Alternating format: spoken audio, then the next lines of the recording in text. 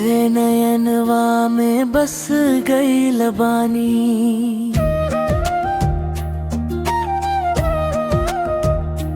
रोजे तोहरे सपना सजाइल बानी।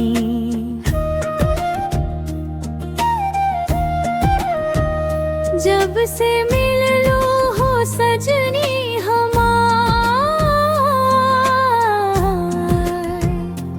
दिलवा हो गई तोहरे नाम। हो जान तोहरे बिना ना लागे मनवा, हर धड़कन बोले बस तोहरे नावा।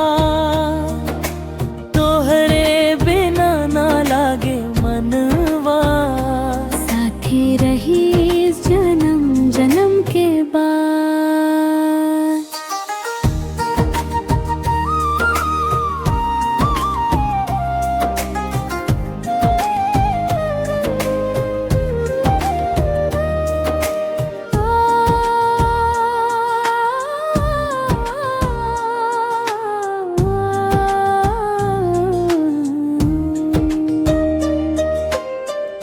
पायल के छन छन मन मोहेला, तोहार मुस्कान दिलवा चुरावेला।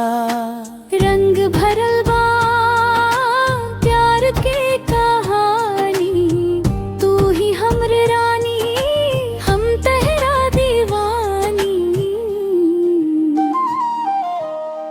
रब से मांगनी बस एगो दुआ, कभी ना छूटे हमनी के साथवा। सुख दुख में रहब हाथ पकड़ के, प्यार निभाइब जीवन भर के। हो जान तोहरे बिना अधूरा जिंदगी, तू ही खुशी तू ही हमर बंदगी। तोहरे बिना अधूरा जिंदगी, रहीस हमेशा तू हमर प्यार।